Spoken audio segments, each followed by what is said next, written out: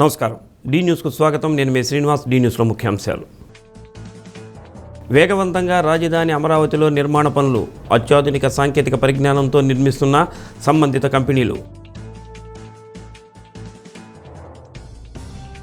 14వ రోజు అసెంబ్లీ సమావేశాలు. పలు అంశాలపై సభ్యుల ప్రశ్నలకు ప్రభుత్వం తరపున మంత్రుల సమాధానాలు.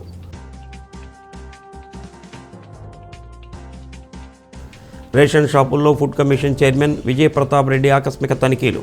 రేషన్ డీలర్లు ఏ తప్పు చేయకుంటే ఎవరికి భయపడాల్సిన అవసరం లేదని భరోసా. ఆంధ్రప్రదేశ్ రాజధాని అమరావతిని అంతర్జాతీయ స్థాయిలో తీర్చిదిద్దేందుకు చేపట్టిన పనులు వేగవంతంగా జరుగుతున్నాయి. సువిశాల ప్రాంతంలో అన్ని వసతులతో మహానగరాన్ని నిర్మించేందుకు ప్రభుత్వం చేపట్టిన పనులు, ముఖ్యంగా అన్ని రకాల నిర్మాణాలు జోరందుకున్నాయి. మొత్తం రాజధాని ప్రాంతంలోనే కాకుండా ల్యాండ్ పూలింగ్ చేసిన ప్రాంతాల్లో రైతులకు కేటాయించిన ప్లాట్లను కూడా అభివృద్ధి చేసి ఇచ్చేందుకు పనులు జరుగుతున్నాయి.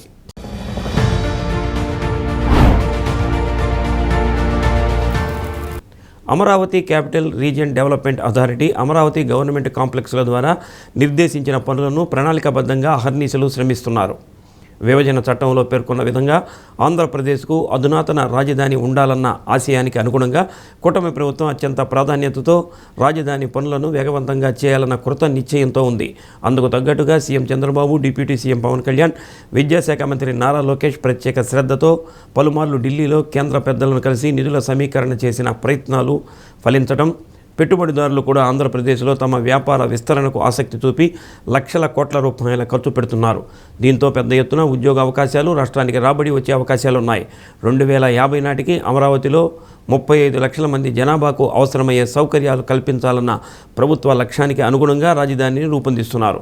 దీనికి తోడు కేంద్ర ప్రభుత్వం అమరావతిని నోటిఫై చేయడంతో రాజధాని గురించి ఉన్న అనుమానాలు తొలగిపోయాయి. ప్రధానంగా స్ట్రోమ్ డ్రైన్ అంటే వరద నీరు పోయే పైపులైన్లు, మురుగునీరు వెళ్లేందుకు మరో పైపులైను, మంచినీటి సరఫరాకు ప్రత్యేక పైపులైను, డేటా కేబుళ్లు, విద్యుత్ సరఫరాకు అండర్ గ్రౌండ్లో ప్రత్యేక కేబుళ్లు ఏర్పాటు చేసి వాటిపైన 10 లైన్ల రహదారుల నిర్మాణాన్ని చేపడుతున్నారు. ఎక్కడ బయటకు కనిపించని విధంగా అధునాతన సాంకేతికతతో రాజధాని అమరావతి పనులు జరుగుతున్నాయి.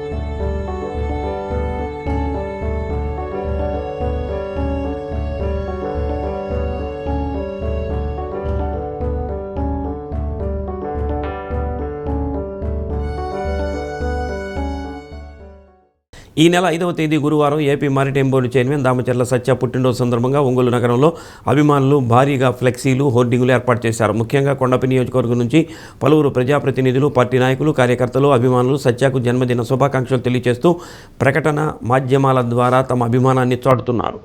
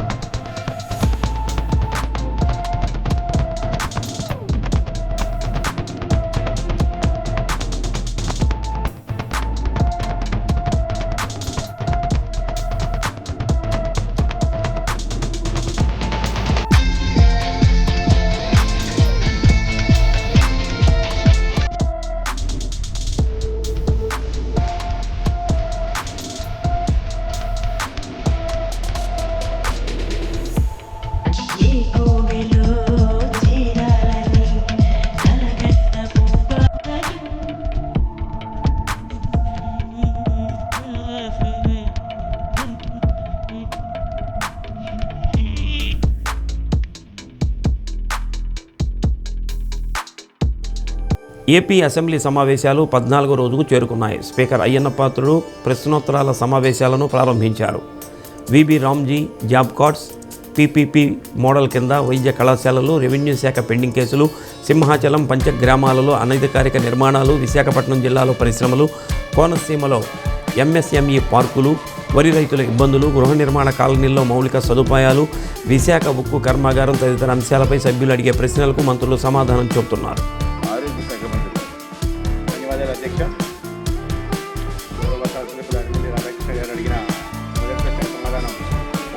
మార్కాపురం, మదనపల్లి, ఆదోని, పులివెందుల మరియు రెండవ దశలో అమలాపురం, పాలకొల్లు, బాపట్ల, పెనుగొండ, నర్సీపట్నం మరియు పార్వతీపురంలో 2 దశల్లో పరికృత వైద్య కళాశాలను పీపీపీ నమూనాలను అభివృద్ధి చేయాలని ప్రభుత్వం ప్రతిపాదించింది. రెండవ ప్రశ్నకు వివరాలు సభా సమక్షంలో అనుబంధం ఒకటిగా ఉంచడమే. మూడవ ప్రశ్న సమాధానం ఈ కళాశాలలో ఇంకా అడ్మిషన్లు జరగాలి. నాలుగవ ప్రశ్నకు సమాధానం వివరాలు సభా సమక్షంలో అనుబంధం ఇంకా ఉంచడమే. రాధాకృష్ణ గారు. ధన్యవాదాలు అధ్యక్ష. ఈరోజు పీపీపీ మోడల్లో నిర్మిస్తున్నటువంటి మెడికల్ పేద ప్రజలందరికీ కూడా అందులో అడ్మిషన్ ఇస్తున్నామని చెప్పి, అదేవిధంగా నా ఎస్టీ, నా ఎస్టీ, నా బీసీ అంటూ మాటలు జపం చేసే ఆచరణలో ఆయా వర్గాలందరినీ కూడా మోసం చేసే విధంగా మెడికల్ కాలేజీ విధానాన్ని తీసుకొచ్చినటువంటి గత ప్రభుత్వంలో చూసాం అధ్యక్ష. అదేవిధంగా మెడికల్ కాలేజీల్లో ఉండేటటువంటి కన్వీనర్ కోటాను రద్దు చేయడంతో పాటుగా సెల్ఫ్ ఫైనాన్సింగ్ పేరుతో ఏబీసీ కేటగిరీల్లో సీట్లు ఇచ్చి ఆ విధంగా అమ్ముకునే విధంగా పాలసీని తీసుకొచ్చి ఈ వ్యవస్థని అన్ని విధాలుగాను కూడా నిర్వీర్యం చేసినటువంటి పరిస్థితిని చూసాం అధ్యక్ష. అటువంటి పరిస్థితి నుంచి మన కూటమి ప్రభుత్వం ఏర్పడిన తర్వాత గౌరవ ముఖ్యమంత్రి నారా చంద్రబాబు నాయుడు గారు దేశంలో అమలవుతున్నటువంటి పీపీపీ మోడల్ని అధ్యయనం చేసి వివిధ రాష్ట్రాల్లో ఏ విధంగా ప్రైవేటు పబ్లిక్ పార్ట్నర్షిప్తో ఈరోజు నిర్వహిస్తున్నటువంటి అంశాలను పరిగణలోకి తీసుకుని గత ప్రభుత్వం ఈ రాష్ట్రంలో ఎంతోమంది యువత ఏదైనా ఉద్యోగం కావాలంటే ముఖ్యంగా హైదరాబాద్ కానీ లేకపోతే బెంగళూరు కానీ లేకపోతే ఎక్కడైనా ఇంకొక సిటీకి వెళ్ళి ఉద్యోగాలు చేసుకునే అవకాశం వచ్చేది. ఈరోజు ఉమ్మడి విశాఖపట్నంలో ఎన్నో సుమారు కొత్త 15 సాఫ్ట్వేర్ కంపెనీలు, కొన్ని వేల ఉద్యోగాలు, కొన్ని లక్షల ఉద్యోగాలు ఇవాళ అక్కడ రాబోతూ ఉన్నాయి అధ్యక్ష. అలాగే ఒక పెద్ద స్టీల్ కంపెనీ కూడా నక్కపల్లి ప్రాంతం రాబోతుంది అధ్యక్ష. సో ఇవాళ చాలా హ్యాపీగా ప్రజలందరూ కూడా విశాఖపట్నంలో ఒక భయం ఉండేది అధ్యక్ష. గత ప్రభుత్వంలో ఎప్పుడు ఏం జరుగుతుందో ఆ భయం నుంచి ఎంతోమంది ఇన్వెస్టర్లు ఇవాళ విశాఖపట్నం వచ్చి పెట్టుబడులు పెట్టడానికి ఇప్పటికీ 2011 జనాభా గణన ఆధారంగా ఎన్నికల నిర్వహణ జరుగుతుండటంతో తాజాగా గణాంకాల అవసరం పెరిగిందని ప్రాజెక్ట్ అసిస్టెంట్ డైరెక్టర్ శ్రీనివాసరావు తెలిపారు. మార్కాపురం జిల్లాలోని జవహర్ నవోదయ విద్యాలయం 2లో జనాభా లెక్కల దశ 1 గృహాల జాబితా, గృహ గణనపై జిల్లా చార్ట్ స్థాయి అధికారులకు 3 రోజుల శిక్షణా తరగతులు ప్రారంభమయ్యాయి.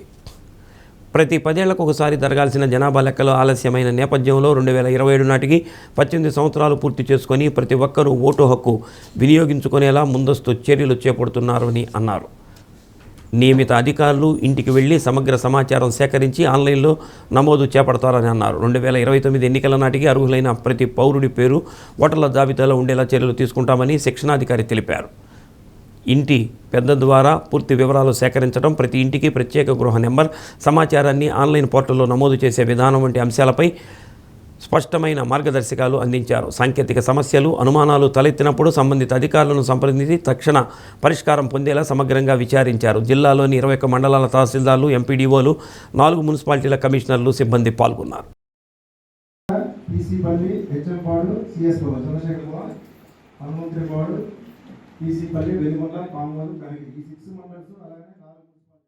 మరి జనాభా గణన 2027 అన్నది జాతీయ స్థాయిలో ఎంతో ప్రాముఖ్యత కలిగినటువంటి అంశం.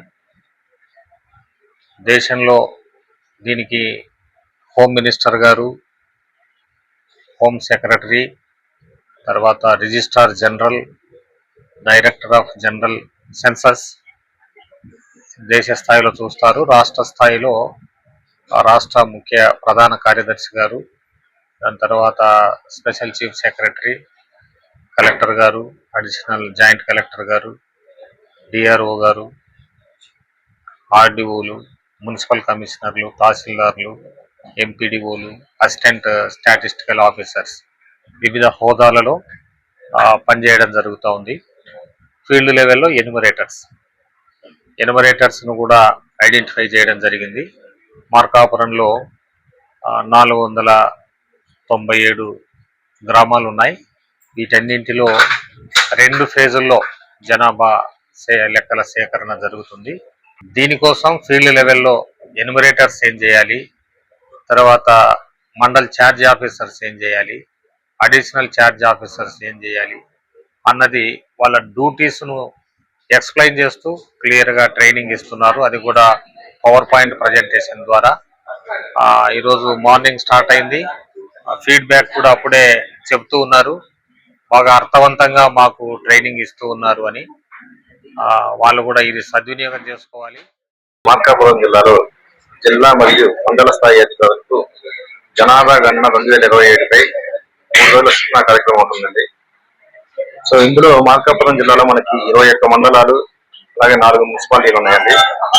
ఈ మండలాలని రెవెన్యూ గ్రామాల ప్రాతిపత్యంగా బ్లాకులుగా విభజించి సో ఆన్లైన్ లో ఎలా బ్లాకులు తీయాలి, వాటిని ఎలా ఎన్యూమినేటర్స్ కి మన సూపర్వైజర్ కేటాయించాలనే దానిపై శిక్షణ ఉంటుందండి.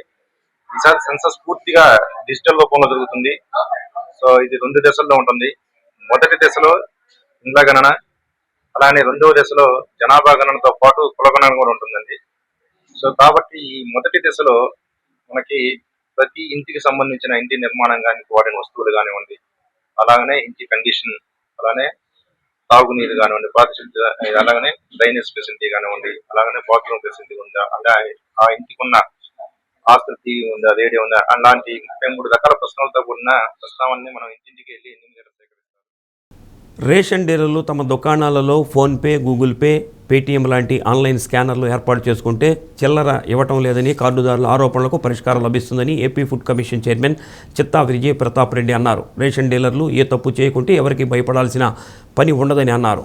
ఏపీ ఫుడ్ కమిషన్ చైర్మన్ చిత్తా విజయ్ ప్రతాప్ రెడ్డి విశాఖపట్నంలోని రేషన్ షాపులను ఆకస్మిక తనిఖీలు చేశారు. రికార్డులు, స్టాకును పరిశీలించి పలు సూచనలు చేశారు. పేదల కోసం ప్రభుత్వం వేల కోట్ల రూపాయల సబ్సిడీతో నిత్యావసరాలు అందజేస్తుందని, ప్రభుత్వ లక్ష్యాలకు అనుగుణంగా రేషన్ డీలర్లు బాధ్యతతో పనిచేయాలని ఆదేశించారు.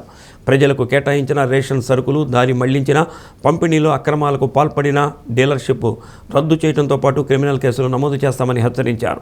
ప్రతి ఒక్క కార్డుదారునికి విధిగా రేషన్ సరుకులు అందాలని, దీనికి సంబంధించిన ఏవైనా ఫిర్యాదులు వస్తే చట్టపరమైన చర్యలు తీసుకుంటామని అన్నారు. చైర్మన్ వెంట పలువురు సివిల్ సప్లైస్, రెవెన్యూ అధికారులు, సిబ్బంది పాల్గొన్నారు. జనవరికి సార్ 550 కేజీల వచ్చేది అంతే ఇచ్చారు సార్. అయిపోయింది సార్. మరి 3 కేజీలు ఇవ్వడం వల్ల కావాలంటే మళ్ళీ ఇస్తే పెడతాను సార్. నేనే 72 144 4 10 వరుసలు ఇవి సార్. మధ్యలో 4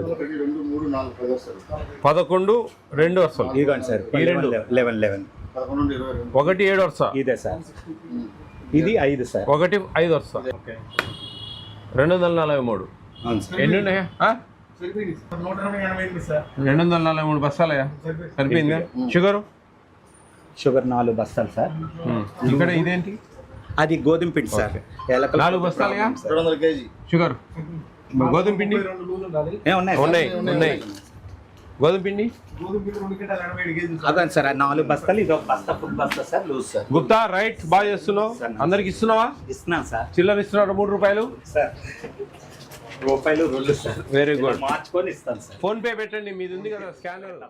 బాగా చేయండి.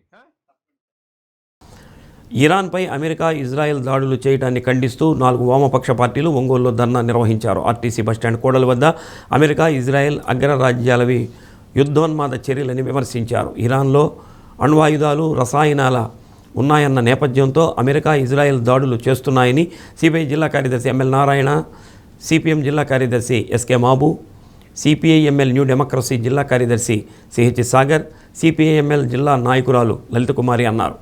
దాడులను ప్రపంచ దేశాలు వ్యతిరేకించిన ప్రధాని నరేంద్ర మోడీ నోరు మెదపకపోవడాన్ని హేయమైన చర్యగా ఆరోపించారు. సామ్రాజ్యవాదాన్ని వ్యతిరేకించేటువంటి వాళ్ళందరికీ కూడా మనం మద్దతు. అమెరికా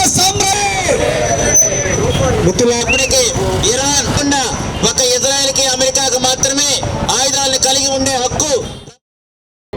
ఇరాన్ మీద సామ్రాజ్యవాద అమెరికా ఇజ్రాయెల్ చేస్తున్నటువంటి దాడిని భారతదేశంలో వామపక్షాలు తీవ్రంగా ఖండిస్తున్నాయి. ఈరోజు ప్రపంచ ప్రజల శత్రువుగా అమెరికా నిలిచింది, యుద్ధాన్ని కోరుకుంటుంది, ప్రపంచ శాంతికి భగ్నం కలిగిస్తూ ఉంది. ఏదో ఒక నెపంతో దాడులు చేస్తూ ఉన్నది. వాళ్ళ ప్రపంచంలో ఉన్నటువంటి దేశ అధ్యక్షుల్ని, అక్కడ పాలనల్ని, వాళ్ళని నిర్వీర్యం చేస్తూ తన ఆధిపత్యం కోసం ఈరోజు అమెరికా అరులు సాస్తూ యుద్ధం వైపు ప్రజలు నడిపిస్తుంది. ఇది ప్రపంచ ప్రజల శత్రువు అమెరికా.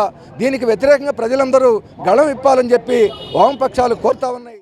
ఈరోజు ప్రపంచ దేశాలు ప్రపంచంలో మధ్య ఆసియా, ఈరోజు పశ్చిమాసియా మొత్తంగా ఈరోజు తీవ్రమైన యుద్ధ గంటికలు మోగుతున్న పరిస్థితుల్లో మొత్తం పశ్చిమాసియా ప్రాంతంలో ప్రజలందరూ గుండెల అరిచేతిలో పట్టుకొని, ప్రాణాల అరిచేతిలో పట్టుకొని జీవించాల్సిన పరిస్థితి ఈరోజు ఏర్పడింది. ప్రపంచ శాంతిని కోరుకునే వాళ్ళుగా మొత్తం ప్రపంచంలో ప్రజాస్వామికవాదులు, ప్రపంచ శాంతి కార్మికులు మొత్తం ఈరోజు అమెరికా యుద్ధానువాదానికి వ్యతిరేకంగా నిలబడాలి, ఇరాన్కి అండగా నిలబడాల్సిన సమయం ఈరోజు ఉన్నది. ఇరాన్ తోటి భారతదేశానికి సాంస్కృతిక సంబంధాలున్నాయి. అనేక కష్టకాలంలో భారత ప్రభుత్వానికి, ప్రజలకి ఆయిల్ని సరఫరా చేసి ఆదుకున్నటువంటి ఇరాన్ మీద, అక్కడ ఉండేటువంటి చమురు సంపద మీద ఆధిపత్యం కోసం ఇరాన్ మీద యుద్ధాన్ని అమెరికా, ఇజ్రాయెల్ ప్రారంభించి 3 రోజులైంది. ఆ దేశాన్ని ధ్వంసం చేస్తున్నాయి. ఇప్పటికే 600 మంది ఇరానీ పౌరులు మరణించారు. ఇలాంటి పరిస్థితుల్లో భారత పార్లమెంట్ని సమావేశపరిచి దేశ ప్రధానిగా భారతదేశం యొక్క అండని ఇరాక్కి ఇస్తూ పార్లమెంట్లో తీర్మానం చేయాలని చెప్పి ఈ సందర్భంగా కోరుతున్నాను. ఈరోజు ఇరాన్లో ఉన్న ఖమేనీని, పోరాట పటిమ గల నాయకుడిని హత్య చేసింది.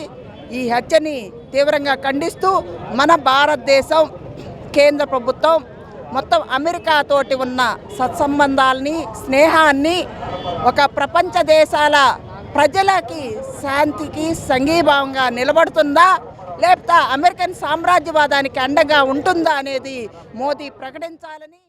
చేమకుర్తి మండలం బోదవాడలో దారుణ హత్య జరిగింది. స్థానికుల వివరాల మేరకు బోదవాడలోని గ్రానైట్ కటింగ్ ఫ్యాక్టరీలో 2 రాజస్థాన్ కార్మికుల మధ్య జరిగిన ఆర్థిక వివాదం హత్యకు దారితీసింది. హత్యకు గురైన వ్యక్తి 35 ఏళ్ల ఓం ప్రకాష్గా గుర్తించారు. హత్య చేసిన వ్యక్తిని పోలీసులు అదుపులోకి తీసుకుని విచారిస్తున్నారు. 2,000 రూపాయల కోసం ఈ హత్య జరిగినట్టు తెలుస్తోంది. కేసు నమోదు చేసి విచారణ అనంతరం వివరాలు వెల్లడిస్తామని పోలీసులు తెలిపారు.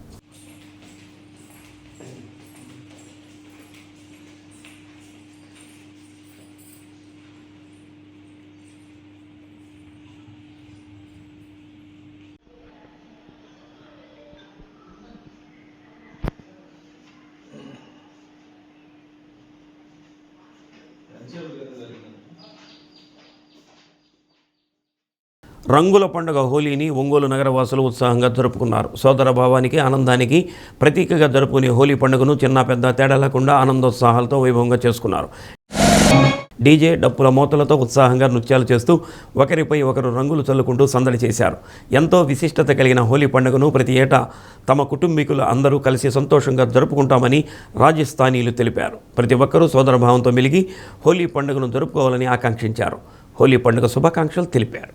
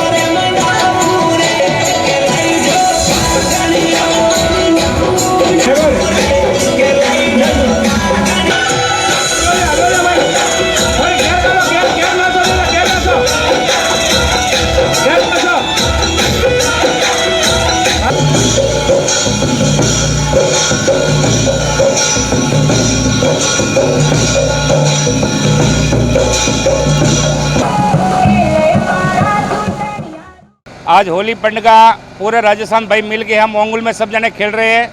बहुत बड़ा मज़ा आ रहा है। ये फागण का महीना है, हर साल हम खेलते आए हुए 30-40 साल से, अभी भी खेल रही है। ओंगल वालों का, भाईबंधों का, सब जना का, सबका सहारा है, सब जना अपना सहयोग कर रहे हैं और होली का बहुत बड़ा मज़ा आ रहा है हमारे खेलने को लिए। हर 12 महीनों को ये होली आती है, सब जने मिलकर हम होली खेल रहे हैं। हिंदू मुस्लिम भाई सब जने मिलकर खेल रहे हैं। राम सा पीर की जय हो। ముందుగా అందరికీ హ్యాపీ హోలీ శుభాకాంక్షలు. మేము ఎప్పటి నుంచో 40-50 సంవత్సరాల నుంచి ఇక్కడ హోలీ ఇదే విధంగా జరుపుకుంటాము. అందరం కలిసి మాకు మత భేదాలు ఏముండవు. అందరం కలిసికట్టుగా అందరం ఒకేసారిగా ఇక్కడ హోలీ జరుపుకుంటాము. గేర్ కూడా ఆడతాం, అది కూడా హోలీ కూడా ఆడుకుంటాం. అందరం కలిసి జరుపుకుంటాం. చాలా హ్యాపీగా, చాలా సంతోషంగా జరుపుకుంటాం. Thank you. రాష్ట్రంలోని దక్షిణాది ప్రాంతంగా పిలిచే ఒంగోలు కేంద్రంగా ఉన్న రీజియన్లోని పొగాకు మార్కెట్కు ప్రమాద ఘంటికలు మోగుతున్నాయి. పొగాకు వేలం ప్రారంభం అయ్యాక ధరలు హెచ్చుతగ్గులు, ఇతర పరిస్థితులతో ఒడిదుడుకులు సహజం. ఈ ఏడాది అసలు కొనుగోళ్లు ప్రారంభం కాకముందే తీవ్ర ప్రతికూల పరిస్థితులు కనిపిస్తున్నాయి. ఆంధ్రాలో పొగాకు కొనుగోళ్లకు దిక్సూచిగా భావించే కర్ణాటక పొగాకు మార్కెట్లో పరిణామాలు, సంక్రాంతి అనంతరం జోరుగా సాగాల్సిన కర్ణాటక పొగాకు మార్కెట్ అందుకు పూర్తి విరుద్ధంగా ఉంది. దీంతో కర్ణాటక పొగాకు రైతులు రోడ్డెక్కడంతో ఆంధ్ర రైతులు ఆందోళన చెందుతున్నారు. కర్ణాటకలో పండే 70% లైట్ సైల్ పొగాకులో నికోటిన్ తక్కువ, షుగర్స్ ఎక్కువగా ఉండటంతో ఎక్స్పోర్ట్తో పాటు దేశీ సిగరెట్ ఉత్పత్తులు వినియోగించేది కావడంతో కర్ణాటక పొగాకుకు బాగా డిమాండ్ ఉంటుంది. అలాంటి ఎక్స్పోర్ట్ క్వాలిటీకే ధరలు లేక అక్కడ రైతులు రోడ్డెక్కే పరిస్థితి ఏర్పడితే రాష్ట్రంలో ప్రత్యేకించి సదరన్ బ్లాక్ సాయిల్ టొబాకోకు ఉన్న మార్కెట్ సంగతి ఏమిటన్నది రైతుల్లో ఆందోళన నెలకొంది. ఇటీవల సిగరెట్ విక్రయాలపై కేంద్ర ప్రభుత్వం జీఎస్టీని 28 నుంచి 40% పెంచడంతో పాటు ఎక్సైజ్ సుంకాన్ని కూడా భారీగా పెంచింది. ఇప్పటికే దేశంలో నకిలీ సిగరెట్ల వ్యాపారం జోరుగా సాగుతూ తమకు నష్టాలు వస్తుండగా కేంద్ర ప్రభుత్వం ఇలా పన్నులు పెంచితే మరింత నష్టపోతామంటున్న వ్యాపారులు పొగాకు ధరలు తగ్గించి కొనుగోలు చేస్తున్నారు. ఫిబ్రవరి 2వ తేదీ వరకు కర్ణాటకలో పొగాకు వేలం ఆగటంతో ఏపీ రైతులు ఒత్తిడితో ఇక్కడ ప్రజాప్రతినిధులు కేంద్ర మంత్రులను కలిశారు. ఈ నేపథ్యంలో ముడి పొగాకుపై వేసిన 18% జీఎస్టీని ఉపసంహరించుకుంటూ కేంద్ర ప్రభుత్వం ఉత్తర్వులు జారీ చేసింది. ఆ నిర్ణయం తర్వాత కర్ణాటకలో కొనుగోళ్లు ప్రారంభమైన ధరలు దిగజారాయి. తొలుత కిలో 320 రూపాయల గరిష్ట ధరతో కొనుగోళ్లను ప్రారంభించిన వ్యాపారులు 3 నెలలు అదే ధరతో కొనుగోలు చేశారు. అయితే గత కొన్ని రోజులుగా కిలో 290 రూపాయలకు ఒక్కొక్క వేల కేంద్రంలో 4-5 బేళ్లు కొనుగోలు చేసి అధిక శాతం బేళ్లను కిలో 250 రూపాయల నుంచి 270 రూపాయలు కొనుగోలు చేస్తున్నారు.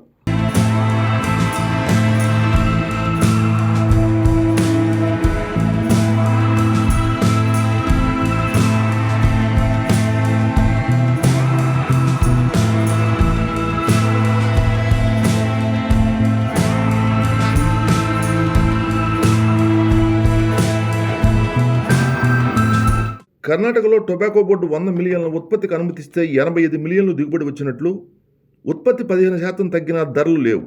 ఆంధ్ర రాష్ట్రంలో గతేడాదిలాగా ఈ ఏడాది కూడా పొగాకు అధికంగా ఉత్పత్తి జరుగుతుంది. ప్రస్తుత గందరగోళ పరిస్థితుల్లో కర్ణాటకలో కొనుగోళ్లు ఎప్పటికి పూర్తి అవుతాయన్నది బోర్డు అధికారులు స్పష్టంగా చెప్పలేకపోతున్నారు.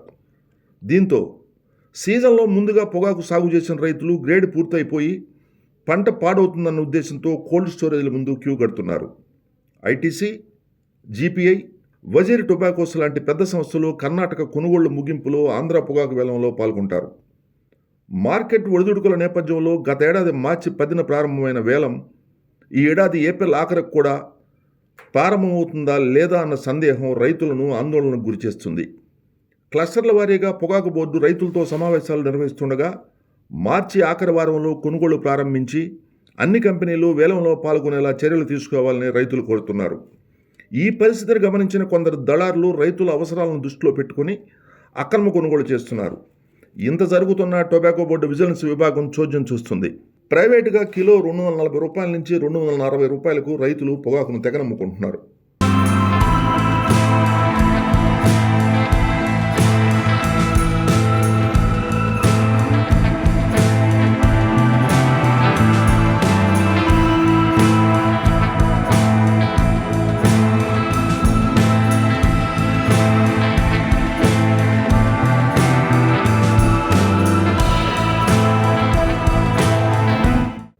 పొగాకు బోర్డు త్వరగా కొనుగోలు ప్రారంభిస్తే రైతు పండించిన పొగాకు నాణ్యత తగ్గకుండా బ్రైట్ గ్రేడ్లు మంచి ధరకు అమ్ముడుపోయి పెట్టుబడిలో కొంత చేతికి అందితే రైతుకు మంచిదని పొగాకు రైతు సుమన్ రెడ్డి అన్నారు.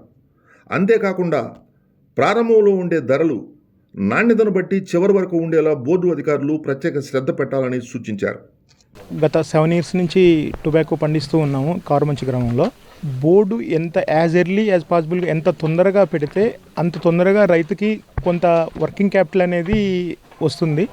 లేదనంటే బయట ఇంట్రెస్ట్లకు తెచ్చి పెట్టుబడులు అన్నీ భారం అయిపోతూ ఉన్నాయి.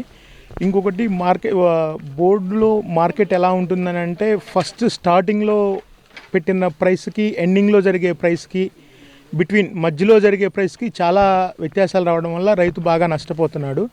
స్టార్టింగ్ టు ఎండింగ్ వరకు ఒకటే రేట్ ఇస్తే రైతు గిట్టుబాటు జరిగి బాగా ఉంటుంది. ఇంకోటి 300 రూపాయలకి తగ్గించి కానీ బోర్డులో కొంటే రైతు ఎంతవరకు అయితే తగ్గిస్తారో అంతవరకు రైతు నష్టపోతాడు. అందుకని 300కి తగ్గకుండా జరిగేటట్లు బోర్డు యాజమాన్యం దానికి సహకరించాలని రైతులతో పాటు కృషి చేయాలని కోరుకుంటున్నాం. మేము నారు 1200 నుంచి 2000 లోపు కొనుక్కోగలిగాం. కానీ ఈ సంవత్సరం అదే నారుని 5000 నుంచి 7,500 దాకా కొనడం వల్ల రైతు పెట్టుబడులు అనేవి చాలా పెరిగినాయి. పొగ నారు దగ్గర నుండి సేద్యం ఖర్చులు, పంట ఒలిచి బ్యారెన్లకు చేర్చడం, క్యూరింగ్కి ఉపయోగించే కట్టెధర, టోకర్ కూలీ, గ్రేడింగ్ ఖర్చులు, రవాణా, పెట్టుబడి ప్లస్ వడ్డీ అన్నీ కలిపి ఉత్పత్తి ఖర్చులు బాగా పెరగటం, అనుకూలమైన వాతావరణంతో బ్రైట్ గ్రేడ్ పొగాకు ఎక్కువగా దిగుబడి రావడంతో ధరలు కూడా ఆశాజనకంగా ఉంటే గిట్టుబాటు అవుతుందని రైతులు అంటున్నారు. ఒకవేళ కొనుగోళ్లకు కంపెనీలు ముందుకు రాకపోతే కొన్నాళ్ళు క్రాప్ హాలిడే ప్రకటించాలని విజ్ఞప్తి చేస్తున్నారు. లాస్ట్ ఇయర్కి ఈ సంవత్సరానికి పెద్దగా మార్పులు ఏమి లేవు. ఖర్చుల్లో లాస్ట్ ఇయర్ ఎట్టుందో ఈ సంవత్సరం కూడా నారు రేట్లు పెరగటం, వాతావరణం అనుకూలం వలన గ్రేడ్ అవుట్ టన్ మాత్రం బ్రహ్మాండంగా వచ్చింది. కానీ రేట్లు 300 రూపాయలకు కనుక తగ్గితే ఏం ఇబ్బంది లేదు. ఒక సంవత్సరం క్రాప్ హాలిడే ప్రకటించేసి 2 years లాస్ట్ ఇయర్కి ఈ సంవత్సరం నెక్స్ట్ ఇయర్కి ఒక సంవత్సరం ఆపినందువల్ల జరిగే నష్టం ఏం లేదు. ఆ విధంగా ప్రయత్నాలు చేసి తగ్గకుండా రేట్లు ఇచ్చేయటం, ఇప్పటి నుంచే గవర్నమెంట్ కొన్ని చర్యలు తీసుకొని ఏదన్నా సొసైటీ ద్వారానో లేకపోతే కొనుగోలుకు సపోర్ట్ చేయకపోతే మాత్రం ఇబ్బంది అయ్యింది. క్రాప్ హాలిడే ప్రకటించినా కూడా మాకు ఎటువంటి అభ్యంతరం లేదు. ఆ ప్రయత్నాల్లో చేస్తేనే ఇదయ్యేది. లేదంటే కొత్త వాళ్ళు ఎంటర్ అయ్యి ఈ విధంగా రేట్లు పెరిగిపోయిన తర్వాత కొత్తగా వచ్చేటువంటి రైతులు ఎంటర్ అవ్వట్లేదు. అందువల్ల నీకు ఈళ్ళే చేయటం అయ్యేసరికి మార్కెట్ ప్రైసెస్లో ఆ కరెక్షన్స్ గుండా ఇబ్బందులు వస్తున్నాయి. అది రాకుండా చూసుకోవాల్సిన బాధ్యత బోర్డు అధికారులది. కంపెనీలు కొంచెం జాగ్రత్త చేస్తే కానీ రైతులు ఇబ్బందులు లేకుండా ఉంటారు. ఆ కర్ణాటకలో మాదిరిగా ఇబ్బందులు జరుగుతున్నాయి. అట్లా లేకుండా స్టెబిలిటీగా ప్రైసెస్ కరెక్షన్స్ లేకుండా ఉండేటట్టుగా చూడాలని నేను చెప్పాను. బోర్డు అధికారులు కానీ గవర్నమెంట్ సైడ్ నుంచి కూడా ఇప్పటి నుంచే కనుక చర్యలు తీసుకోకపోతే రేపొద్దున ఇవన్నీ ప్రాబ్లమ్స్ ఎంటర్ అవుతాయి. ఫిబ్రవరి ఎండింగ్ కనుక కాకుండా March 1st week 7th week అనేసరికి ఈ సంవత్సరం బ్రైట్ పర్సంటేజ్ ఎక్కువ వచ్చింది కాబట్టి బేల్ డ్యామేజెస్ వస్తాయి. బేల్ డ్యామేజ్ వచ్చిందంటే ఆటోమేటిక్గా ప్రైస్ డిక్రీజ్ అయిపోద్ది. అందువల్ల కొంచెం as early as possible board 1st week or 2nd weekలో కనుక స్టార్ట్ చేస్తేనే రైతులు బెనిఫిట్ పొందుతారు. అది స్టేబుల్గా ఉండాలి ప్రైసు. ఆ ప్రైస్ లేకుండా కరెక్షన్స్ అలా ఇలా అని చెప్పాను కనుక ఇదైతే మాత్రం ఇబ్బందులు పడతారు. అందువల్ల ఆ విధంగా ఉండే పని అయితే క్రాప్ హాలిడే ఇవ్వడానికి చర్యలు తీసుకొని చేస్తేనే ట్రేడ్ ఇబ్బంది లేకుండా ఉంటుంది. లేదనుకుంటే మాత్రం ఇబ్బంది పడతారని. దోర్నాల మండలం బొమ్మలాపురం సమీపంలో ఘోర రోడ్డు ప్రమాదం చోటు చేసుకుంది. ఎదురెదురుగా వచ్చిన 2 ఆటోలు ఢీకొనడంతో 8 మంది కూలీలు తీవ్రంగా గాయపడ్డారు. గాయపడిన వారిలో పలువురు పరిస్థితి విషమంగా ఉన్నట్లు సమాచారం. దోర్నాల మండలం చిన్న దోర్నాల గ్రామం నుంచి మిర్చి కోత పనులకు కూలీలు బొమ్మలాపురం వైపు వెళ్తుండగా ఈ ప్రమాదం జరిగింది. ప్రమాదం జరిగిన సమయంలో 2 ఆటోలతో కలిపి సుమారు 35 మంది ప్రయాణిస్తున్నట్టు తెలుస్తోంది. అతివేగంగా 2 ఆటోలు అదుపు తప్పి ఎదురెదురుగా ఢీకొన్న ప్రభావంతో ప్రయాణికులు ఎగిరిపడగా పలువురికి తీవ్ర గాయాలయ్యాయి. ప్రమాదాన్ని గమనించిన స్థానికులు వెంటనే స్పందించి క్షతగాతులను 108 వాహనంలో దోర్నాల ప్రభుత్వ ఆసుపత్రికి తరలించారు. దోర్నాల పోలీసులు కేసు నమోదు చేసి దర్యాప్తు చేపట్టారు.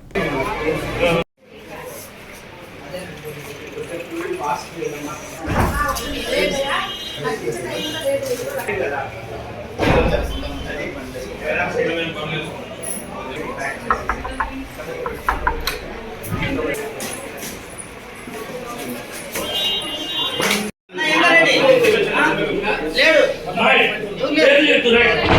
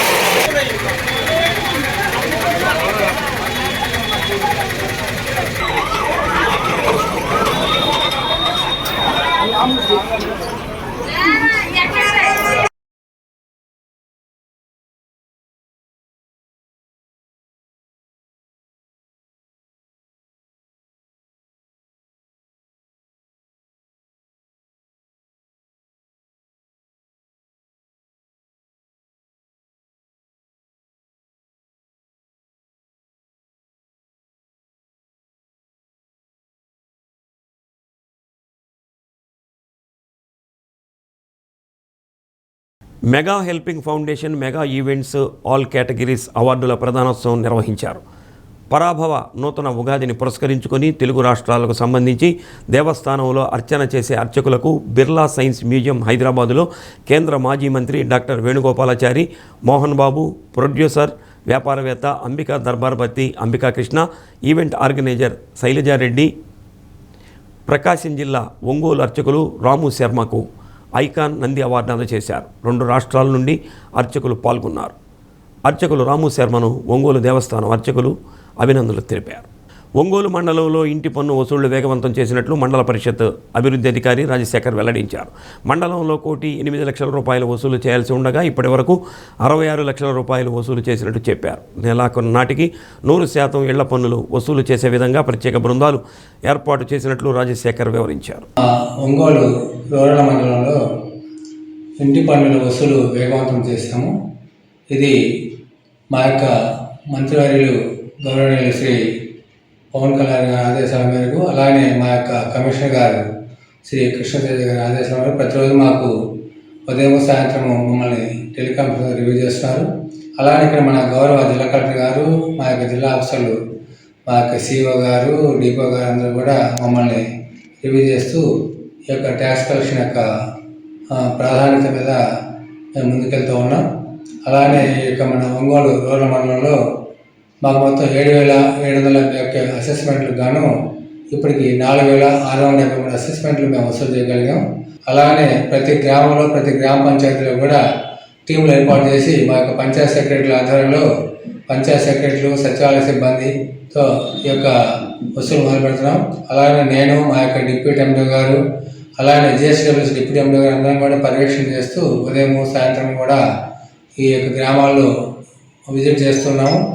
అలానే మాకు పీడీడీఆర్డీ గారి యొక్క సహకారంతో ఈ వెలుగు సిబ్బంది ఉన్నారు, ఆ యొక్క వెలుగు సీసీలు, ఆ యొక్క విఓఏల సహకారంతో ఈ యొక్క డాక్టర్ మహిళలను కూడా ఎడ్యుకేట్ చేసి వాళ్ళ ద్వారా కూడా త్వరగా పన్నులు కట్టేట్టుగా, అంటే వాళ్ళేం వసూలు చేయట్లేదు, మా వాళ్ళు పోయి వాళ్ళు ఎడ్యుకేట్ చేసి వాళ్ళు కూడా కొంచెం ఎడ్యుకేట్ చేసి పన్నులు త్వరగా వసూలు కావడానికి ఆ వెలుగు సిబ్బంది కూడా మాకు సహకరిస్తున్నారు.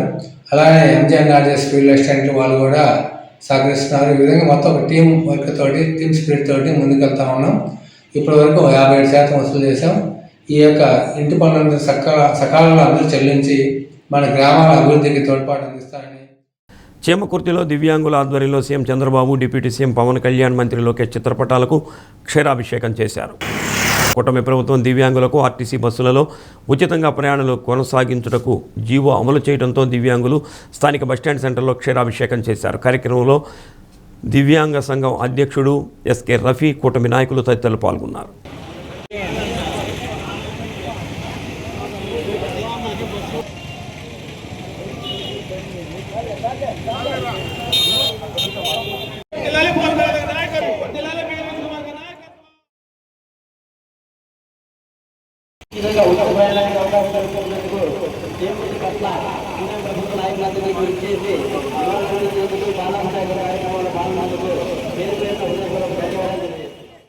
కూటమి ప్రభుత్వంలో మనకు మార్చి 1, 2026 నుంచి దివ్యాంగుల కోసం స్త్రీ శక్తి పథకంలో మహిళలకు ఎలాగైతే 5 రకాల బస్సుల్లో ఉచితంగా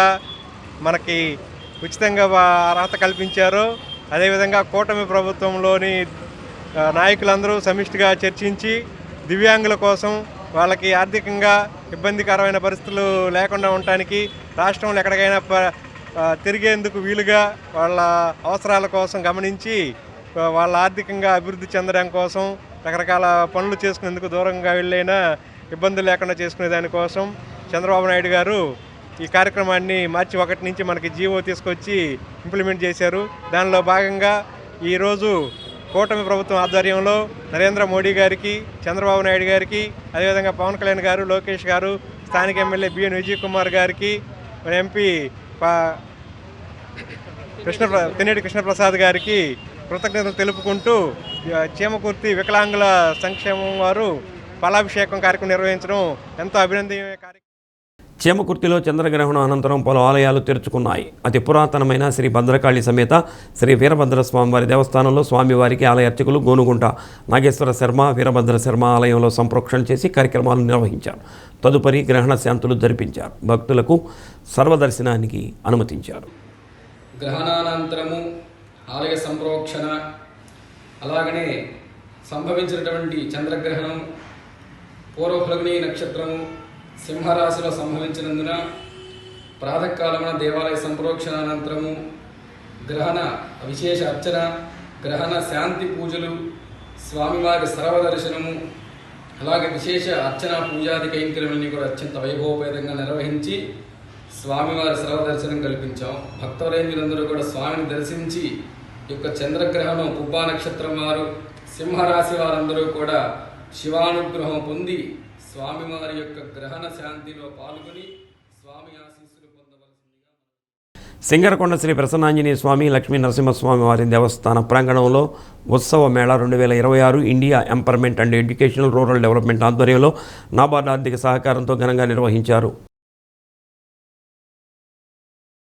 గ్రామీణ మహిళల ఆర్థిక సాధికారత, స్వయం ఉపాధి, ఉత్సాహం, ఉత్పత్తులకు మార్కెట్ అవకాశాలు కల్పించడం ఈ మేళా ప్రధాన ఉద్దేశమని నాబార్డు అధికారి రవికుమార్ అన్నారు. PD Narayana, lead bank manager Ramesh, RUDSET director Srinivasareddy, DCCB Sivaramakrishna తదితరులు పాల్గొన్నారు. నాకు సంతోషంగా ఉంది. నేను మినిమం 40,000 రూపాయలు అమ్మాను. నాకు చాలా హ్యాపీగా ఉంది. నేను ఫస్ట్ టైం నాబార్డు ప్రోగ్రామ్ లో పార్టిసిపేట్ చేశాను. నాకు ఈ ఎక్స్పీరియన్స్ చాలా బాగుంది. సార్ వాళ్ళ కోఆర్డినేషన్, అక్కడ ఇక్కడ ఫెసిలిటీస్ అన్నీ చాలా బాగున్నాయి. ఫస్ట్ టైం చేసినా కానీ నాకు చాలా సాటిస్ఫైగా ఉన్నాను నేను. థ్యాంక్ యూ నాబార్డు సార్ వాళ్ళకి కూడా థ్యాంక్ యూ. బాగుంది. సేల్ కూడా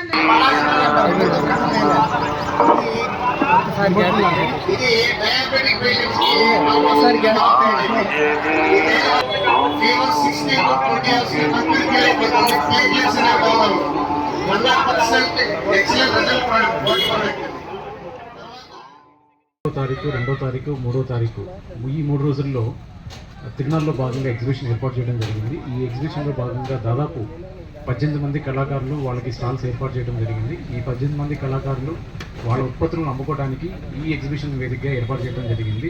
ఇందులో భాగంగా దాదాపు 5-6 జిల్లాల నుంచి కూడా మనకి కళాకారులు రావడం జరిగింది. ముఖ్యంగా మనకి నర్సాపూర్ దగ్గర నుంచి కానీ, లేకపోతే కోనసీమ జిల్లా నుంచి కానీ, నెల్లూరు జిల్లా నుంచి, అలాగే ఇప్పుడున్న మనకి ప్రకాశం జిల్లా నుంచి కానీ, బాపట్ల జిల్లా నుంచి కానీ, గుంటూరు జిల్లా నుంచి కూడా కళాకారులు రావడం జరిగింది. ఈ ఎగ్జిబిషన్లో భాగంగా ముఖ్యంగా ఎక్కువ మంది మహిళలు అయితే పాల్గొనడం జరిగింది. ముఖ్యంగా వాళ్ళ ఉత్పత్తులు పచ్చళ్ళ దగ్గర నుంచి, అట్లాగే గోల్డ్ 1 గ్రామ్ జ్యువెలరీ కానీ, లేకపోతే ఆర్టిఫిషియల్ జ్యువెలరీ కానీ, హ్యాండ్మేడ్ జ్యువెలరీని, అట్లాగే క్రిస్టల్ బ్యాగ్స్ అనేది కొంత విభిన్నంగా వైవిధ్యంగా ఉన్నటువంటి ఉత్పత్తులు కూడా మనకి ఈ ఎగ్జిబిషన్లో భాగంగా ఏర్పాటు చేయడం జరిగింది. ఇందులో భాగంగా కేవలం ఇది మాత్రమే కాకుండా బట్టలకు సంబంధించిన కానీ, ప్రొద్దుటూరుకి సంబంధించినటువంటి కాటన్ కానీ, అట్లాగే లేస్ వర్క్స్ కానీ, అట్లాగే కృషి వర్క్స్కి సంబంధించిన కూడా మనకి బట్టలకు సంబంధించిన స్టాల్స్ కూడా ఏర్పాటు చేయడం జరిగింది. ఎక్కువ మంది ఇందులో మహిళలు పాల్గొన్నారు. ఈ 3 రోజులకి సంబంధించి పవిత్ర రంజాన్ మాసం ఉపవాస వేళలు తేదీ 4/3/2026 గురువారం సహారీ ఉదయం 5:05 ఇఫ్తారీ సాయంత్రం 6:23.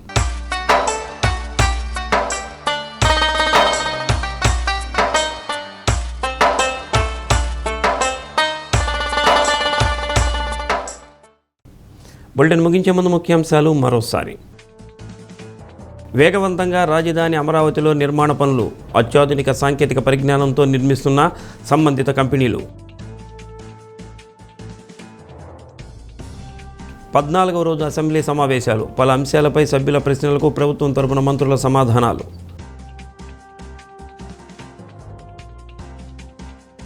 రేషన్ షాపుల్లో food commission chairman Vijay Pratap Reddy ఆకస్మిక తనిఖీలు. రేషన్ డీలర్లు ఏ తప్పు చేయకుంటే ఎవరికి భయపడాల్సిన అవసరం లేదని భరోసా. డి న్యూస్లో నేటి మాట. చెడు ఆలోచనలున్న వారికి మంచి పనులు చేయటం ఎంత కష్టమో, మంచి ఆలోచనలున్న వారికి చెడు పనులు చేయటం అంతకన్నా కష్టం.